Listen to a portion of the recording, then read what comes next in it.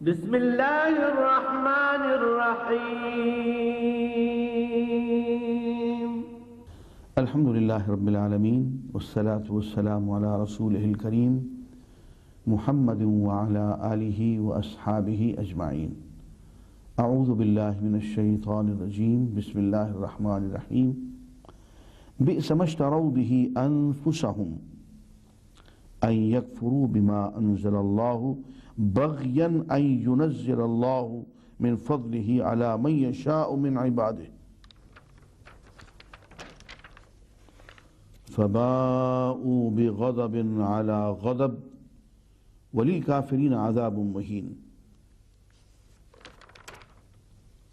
عزیزان گرامی، السلام علیکم۔ میں نے سورہ البقرہ کی آیت نمبر 90 آپ کے سامنے تلاوت کی ہے۔ اس کا ترجمہ و تفسیر یوں ہے کہ حضور اکرم صلی اللہ علیہ وآلہ وسلم کی بعثت اور آپ کی تشریف آوری کے بعد، اس کتاب قرآن مجید کے نازل ہونے کے بعد، تم نے محض قومی تعصب، گروہی تعصب، نیشنلزم کے جذبے کے تحت کہ یہ بنی اسرائیل سے کیوں نہیں ہے، یہ دوسری قوم بنی اسماعیل سے کیوں ہے، یہ ہم میں سے کیوں نہیں ہے، اوروں سے کیوں ہیں، تم نے انکار کر دیا۔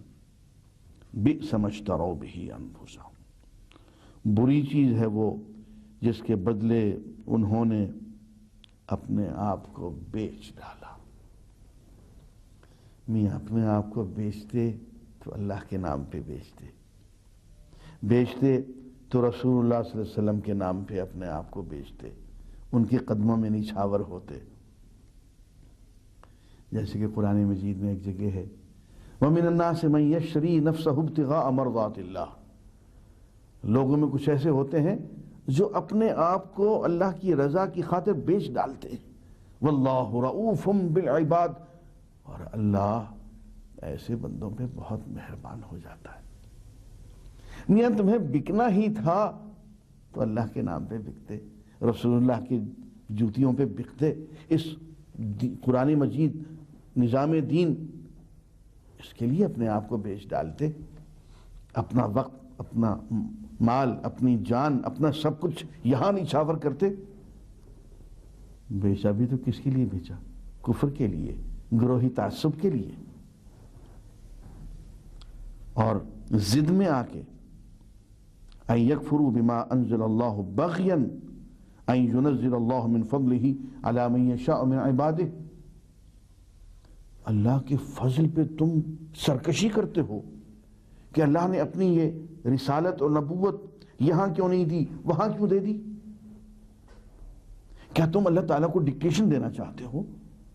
تم بہتر جانتے ہو کہ نبوت اور رسالت کہاں ہونی چاہیے تھی، اللہ کو معلوم نہیں ہے، اور اللہ کے فیصلے کے سامنے تم اکڑتے ہو۔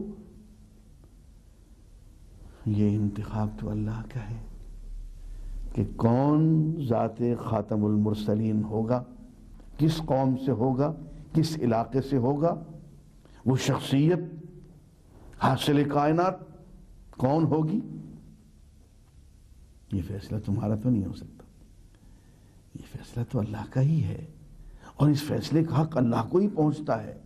اس فیصلے کے سامنے تم اکڑ جاؤ اور تم اللہ کے رسول کی رسالت سے، اس کے دین سے، اس کی کتاب سے تم انکار کر دو، تو گویا تم یہ چاہتے ہو، یہ کہنا چاہتے ہو کہ اللہ کو کوئی حق نہیں پہنچتا ہے کہ اپنے کسی بندے پہ فضل فرما دے، وہ تم سے پوچھ کے کسی پہ فضل فرمائے گا، وہ تمہاری اجازت سے کسی کو نبوت اور رسالت عطا کرے گا۔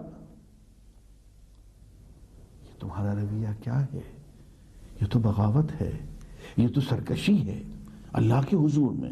فباؤوا بغضب علی غضب، اس سرکشی کے نتیجے میں انہوں نے اللہ کے غضب پہ غضب کمایا، ایک غضب پھر دوسرا غضب، اللہ کے غصے اور قہر کی ایک تہہ پھر دوسری تہوں پہ تہیں چڑھتی گئیں، اللہ کے غصے کی، غضب کی، قہر کی تم پہ۔ وَلِلْكَافِرِينَ عذاب مہین، اور جان لو کہ اہل کفر کے لیے بہت ذلیل کر دینے والا عذاب ہے، اور وہ عذاب صرف آخرت میں نہیں ہوگا، اس دنیا میں بھی ہوگا۔